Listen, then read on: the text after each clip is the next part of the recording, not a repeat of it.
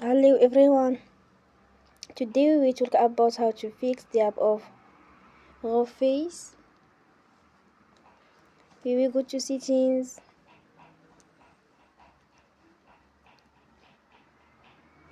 then we click on apps. After that we will search the app Reface and we click. We will on for stop.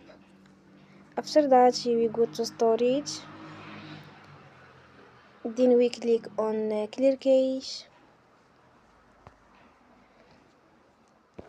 You will go to Play Store and you will update your app. Don't forget to support us by like and subscribe. See you next time and thank you for watching.